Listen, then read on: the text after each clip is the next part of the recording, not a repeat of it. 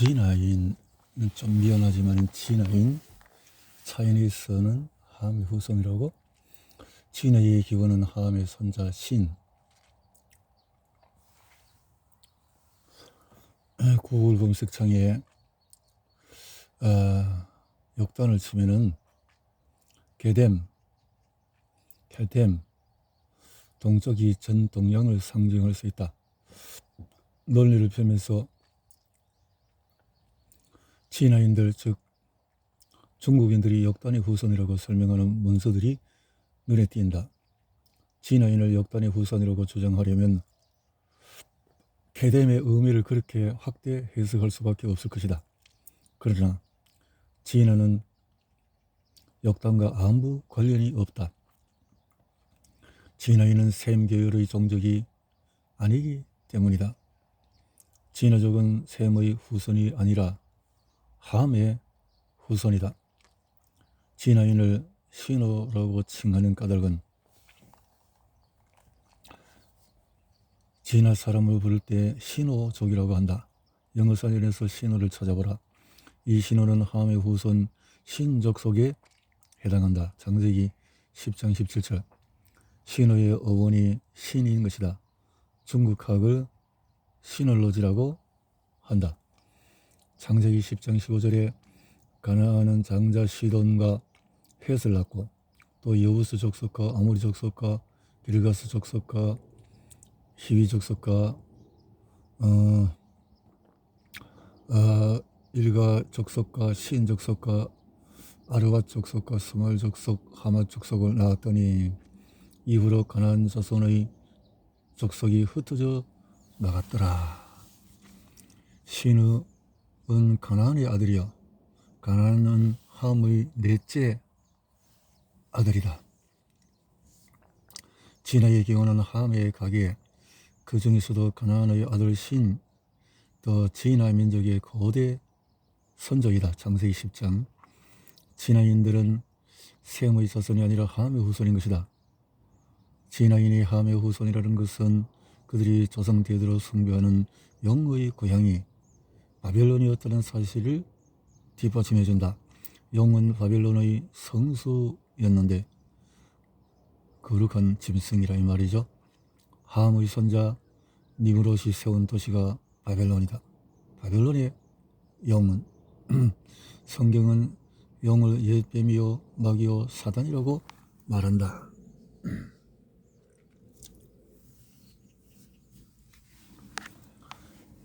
계시록 12장. 실제로 용은 신비감을 자극하는 뱀의 형상을 하고 있다. 이것은 진화의 기원이 함이라는 사실을 입증하는 것이다.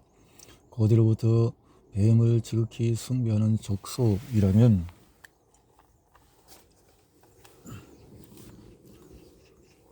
지난 수십 년간 한국인의 IQ가 세계 최고라는 연구 결과와 기사들이 계속 나오고 있다. 한국인의 IQ가 세계 최고라는 사실은 무엇을 의미하는가?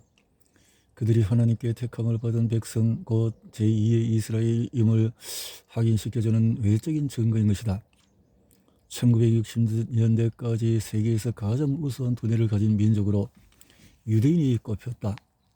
그때까지만 해도 한국은 서구 사회에 잘 알려진 나라가 아니었다. 그러나 은둔의 나라였던 동방의 코리아가 세계 앞에 등장하면서 한국인의 두뇌가 유대인보다 높다는 사실이 드러났다.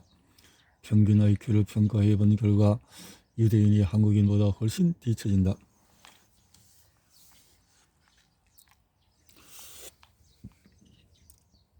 전 세계에서 유대인이 감당 못할 족속이 딱 하나 존재하는데 바로 코리안인이다. 미국에서 그것을 보여주는 사건이 있었다. 1980년대 초 미국 LA 법정에서는 한인타운의 한국인들을 대상으로 재판이 진행되었다. 원고는 유대인들이었다. 미국과 유럽 등지에서 생선 유통, 식료 금융 유통 많이 진출했던 유대인들이 LA에 진출한 한국인들 때문에 도저히 사업을 할 수 없다며 고소 이유를 밝혔다. 유대인 상인들이 새벽 5시 싱싱한 생선과 채소를 구입하고자 도매 시장에 가면은 한국인들이 벌써 새벽 4시에 나와 있었다. 유대인들이 새벽 4시에 나오자 한국인들이 새벽 3시에 나와서 줄을 섰다. 유대인들도 새벽 3시에 나오자 한국인들은 아예 그 전날 담요를 들고 와서 밤을 새버렸다. 질려버린 유대인들은 이들 한국인들 때문에 도저히 사업을 할 수 없다며 공정거래법 위반으로 미국 지방법원에 소송을 제기했다. 그러나 패소하고 말았다. 유대인들이 수십 년 장악하고 있던 상권을 한국인들이 모조리 접수했다. 그것이 바로 한국인이었다. 세계 최고의 IQ를 지닌 한국인들은 이제 전 세계가 깜짝 놀랄 신기술, 신소재, 첨단 과학기술, 의약품, 신무기 등을 발명해낼 것이다. 코리아는 수많은 난제를 푸는 나라가 될 것이다. 세계적인 난제를. 그리고 이 모든 것은 우리나라에 많은 로열티를 가져다 줄 것이다. 세계 각국이 집어넣는 그 로열티로 인해서 코리아는 엄청난 부를 획득하게 될 것이다. 일방의 재물이 한국으로 들어온다. 그러므로 우리는 국토가 작고 지하 자원이 없다고 실망하지 않아도 된다. 그러나 때가 차면은 하나님은 흑암정의 보화와 은밀한 곳에 숨은 재물도 우리나라에 주실 것이다. 지나 오늘날에 적용한다면 흑암정의 보화란 땅속에 오려는 리튬 등과 같은 희귀 강물이고 은밀한 곳에 숨은 재물이란 바닷속에 매장된 석유를 뜻한다. 그리하여 장차 동방의 코리아는 열방의 정의를 구현하고 복음을 전하는 부국 강민의 제사장의 나라로 부상하게 될 것이다.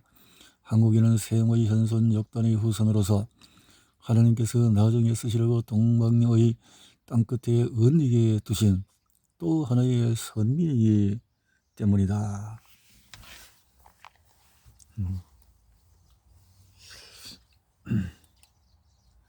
믿거나 말거나가 아니고 사실적인 성경을 토대로 해서 설명하고 있다는 거죠.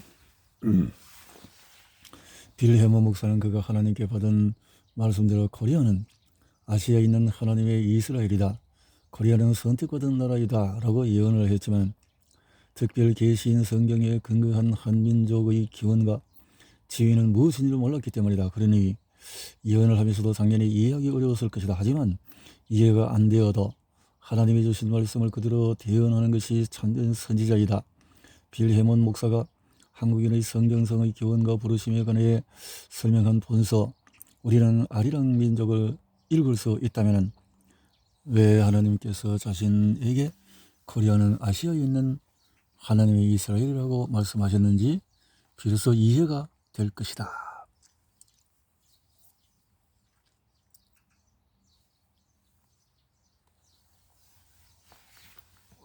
세계 최고인의 한국인의 IQ, 한국인의 역단의 후손으로서 이 땅 위에 존재하는 또 하나의 선민이라면 그들은 타민족보다도 높은 지능을 가진 민족이어야 할 것이다. 이유는 무엇일까? 첫째, 만약에 선민이 다른 민족보다도 IQ가 낮고 우둔하다면 그들을 선택한 하나님의 명예가 훼손된다. 그래서 하나님은 그의 택한 백성에게 다른 민족들보다 우수한 지능을 주신다. 둘째, 한국인은 하나님께서 말세의 세계 선교의 마지막 주제로 쓰시려고 동방에 감춰두신 역단 계열의 선민이다. 이 귀한 사명을 감당하려면 두뇌가 뛰어나야 한다. 그래야 세계 모든 나라가 흠모하는 인류 선진국가를 건설할 수 있고 결국 한국인들은 세계 어느 곳에서나 환영을 받을 수 있기 때문이다. 따라서 천선민족, 곧 선민의 증거는 높은 지능을 가졌는지 여부다. 이것이 따라서 천선민족, 곧 선민의 증거는 높은 지능을 가졌는지 여부다. 이것을 살아있는 예시가 바로 벨렛 계열의 선민, 유대 민족이다. 전 세계 인구의 0.2%도 안 되는 유대인은 노벨상 수상자의 24%나 배출했다. 이 얼마나 두뇌가 우수한 민족인가. 그렇다면 역단 계열의 선민 한국도 인도 그렇게 우수한 두뇌를 가졌다는 증거가 있는가? 당연히 있다. 유대인보다도 높은 지능지수를 가진 민족이 한국인이다.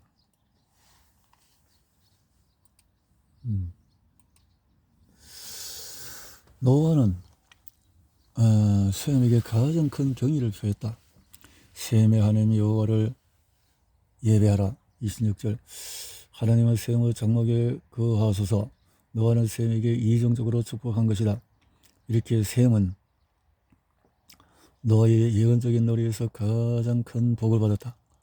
셈은 명성, 영광이라는 뜻이다. 셈은 하나님의 명성이요 하나님의 영광이다. 그리하여 셈은 자신의 장막에 거하시는 법과 구원의 하나님을 열방 모든 족속에게 선포해야 할 사명을 부여받은 것이다. 우리는 26절과 27절에서 셈의 복이 이정적이라는 사실을 알 수 있다. 그것은 무엇인가? 다음 두 가지 신령한 복이 그것이다. 하나님은 셈의 하나님이시라는 복이 창세기 9장 셈의 하나님이 여호와를 찬송하라. 셈의 하나님이 셈이 그의 형제들 중에서 선택받았음을 의미한다. 그런데 이 복이 한가족인 에벨의 가족 즉 벨렉과 역단의 후손에게 상속된 것이다. 창세기 10장 셈의 장막이 하나님의 거처가 된다는 복은 창세기 9장 하나님의 셈의 장막에 거하시며 하나님의 특별한 임재가 셈의 장막에 있을 것을 의미한다.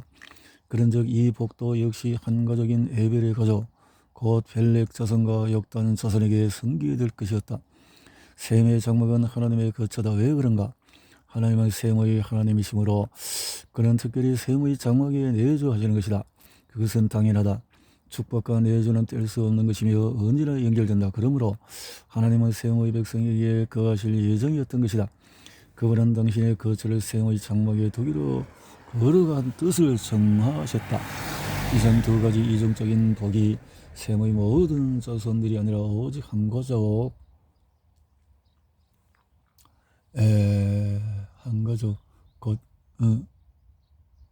그래서 상속받는 선택된 족보이다. 선택된 족보. 셈의 에벨은 온 자손의 조상이요 엘람, 아스루, 셈, 아스루도 셈, 아르박삿, 룻, 아람, 아르박삿, 셀라, 에벨, 벨렉과 역단, 셈의 후손 이렇게 되어지네요.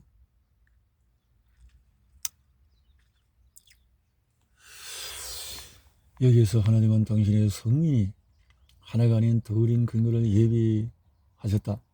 벨렉 계열과 역단 계열 두 계보의 선민이 존재한다. 바로 이것이 마지막 때에 회복되어야 할 상실된 진리인 것이다. 이 계시는 밭에 숨겨진 보화와 같았다. 너무도 오랜 세월 동안에 사장되어 있었기 때문이다. 갈뱅의 해석에 따르면 셈을 에벨 온 자손의 조상으로 부각시킨 까닭은 에벨의 자손이 선택된 족속이며 셈의 복이 에벨의 후손에게 승계되었기 때문이다. 이 계시를 깨닫는 것이 아주 중요하다. 에벨은 24절에 나오며 24절에 에벨이 나오기 전에 벌써 셈의 후손이 여럿이 등장한다. 그러나 다른 사람들은 그냥 이름만 대고 넘어가면서 에벨은 셈의 후손 꼭대기에 올려놓는 것은 선민이 에벨의 자손을 통해서 나오기 때문이다. 에벨은 셈의 4대 손.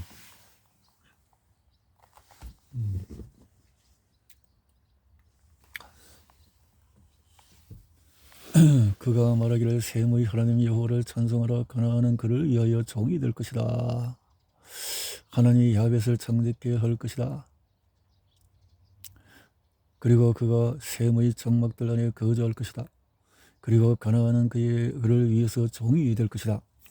이것은 죄를 범한 함의 아들 가나안의 너의 신분을 향한 반복 후렴으로 된 시이다. 노아의 날에는 함의 아들 가나안이 종이 되리라는 후렴구를 가진 연칠행시의 구조로 되어 있다.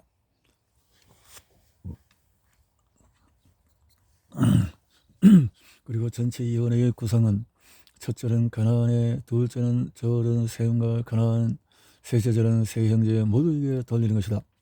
즉 25절은 함의 아들 가나안에 하시는 말씀이고 26절은 셈과 가나안에게, 그리고 마지막 27절은 야벳, 세 사람에게 모두에게 말씀하시는 것이다. 그 내용은 다음과 같다. 첫째, 연의 25절은 가나안을 상대한 저주이다. 그가 형제들에게 종들의 종이 될 것이라고 했다. 여기 나타나는 종들의 종이라는 뜻은 최상급을 나타내는 히브리어 관용적인 표현으로 가장 비천한 종을 말한다. 이는 신, 주의 신 왕중의 왕 같은 표현이다. 따라서 셈의 하나님은 하나님의 셈의 후손과 특별하고 고귀한 관계가 있다는 의미다. 그리고 가나안에 대한 저주가 다시 반복되었다. 가나안이 셈의 종이 되리라고 했다. 셋째, 27절은 야벳과 셈 두 사람을 향한 축복이다. 야벳에 대해서는 하나님이 그를 장득케 하리라고 했다. 이는 야벳과 그의 후손을 힘과 부를 가진 민족이 되게 하신다는 뜻이다. 야벳의 복은 지성의 번영이다. 셈에 대해서는 하나님이 셈의 장막에 거하실 것이라고 했다. 이는 하나님이 셈과 그의 후손들 가운데 특별히 임재하실 것이라는 뜻이다. 하나님이 셈의 장막에 거하시며, 둘째 행의 그것은 하나님, 주어는 하나님. 여기에 가나안을 향한 저주가 또 다시 반복되었다. 가나안은 야벳의 종이 되리라. 이 너의 노래가 교훈하는 핵심 메시지가 뭔가? 그것은 다음과 같다. 하나님은 셈의 장막에 거하시는 셈의 하나님이시다. 셈의 장막에 거하시는 셈의 하나님, 바로 이것이 노아의 노래의 주제이다. 노아 언약의 중심은 셈의 장막과 그 장막에 거하시게 될 하나님이다. 그러하여 장차 세상 만민에게 축복의 통로가 될 천선 민족, 곧 선민은 셈의 후손 가운데서 탄생할 것이었다. 하나님은 인류 모든 족속의 하나님이시지만 셈의 하나님이 되심으로써 천선 민족, 곧 하나님의 백성은 셈에게서 나오게 되었다. 뿐만 아니라 장차 하나님은 세상 구원의 역사를 셈족을 통해서 시작하시고,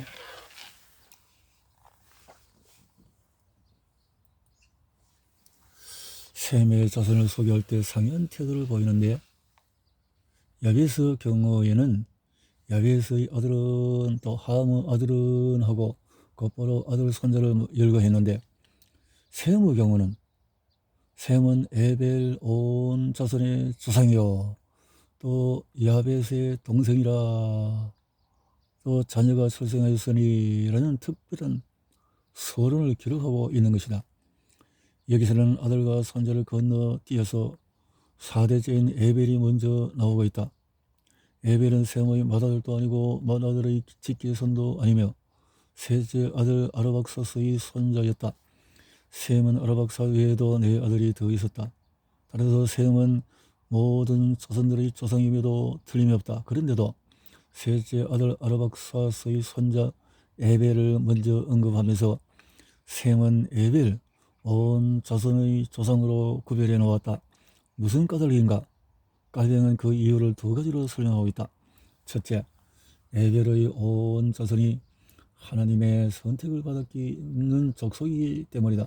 둘째, 그래야 하나님이 다른 민족들 가운데서 특별한 표로서 이 종족을 격리시키기를 원하시기 때문이다. 왜냐하면 이 계열은 하나님의 선택을 받은 종족이기 때문에 하나님은 다른 민족 가운데 특별히 한 표로서 이 종족을 격리시키기를 원하고 계셨던 것이다. 여기에서 이 계열이란 에벨의 온 자손을 말한다. 즉 에벨의 온 자손, 셈의 후손들 가운데 특별히 셈의 아들 아르박사스의 손자 에벨의 혈통이 하나님께 선택된 종족이라는 것이다. 깔맹에 또 모세가 셈을 가리켜서 에벨 자손의 조상이라고 묘사하는 이유는 셈의 복이 무차별하게 그의 모든 자손에게 승계되는 것이 아니고 오직 한 가족에게만 그것이 상속되어서 남게 되었기 때문이다. 그리고 다음과 같은 것이 모세가 특별히 그를 가리켜서 에벨 자손의 조상이라고 묘사하는 이유가 되고 있다. 그것은 셈의 복이 무차별하게 그의 모든 자손에게 내려오는 것이 아니고 다만 한 가족에게만 그것이 상속되어 남게 되었기 때문이다. 여기서 한 가족이란 에벨의 가족으로서 그의 두 아들 벨렉과 역단을 가리킨다. 벨렉의 자손과 역단의 자손에게 셈의 복이 상속되어 남게 되었다는 것이다. 그렇다면 무엇이 셈의 복인가? 그것은 창세기 9장 25절 27절에 있는 노아의 노래에 기록되어 있다. 그리고 그가 말했다. 가나안은 그의 형제들을 위하여 종들의 종이 될 것이다.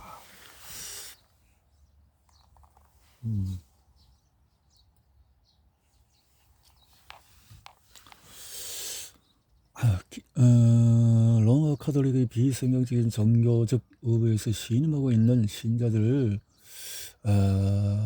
해방시킨 것은 오직 믿음은 솔라 피데, 이것이 가장 큰 교회의 선물이었다. 상실된 진리 하나가 교회 안에, 그렇다면 오늘날에는 교회가 재발견되고 회복되어야 할 상실된 진리는 더 이상 없을까? 밭에 덮으신 보화처럼 사장되어 있는 진리는 아직도 존재한다. 그것은 창세기 10장 21절에 기록된 셈의 에벨, 온 조선의 조상이라는 말씀이다. 셈은 에벨 온 조선의 조상이요 야벳의 형이라. 그에게도 자녀가 출생하였으니, 이 구절 안에 있는 셈은 에벨 온 자손의 조상이요 라는 말씀은 이 시대의 교회가 재발견하고 회복해야 할 상실된 진리이다.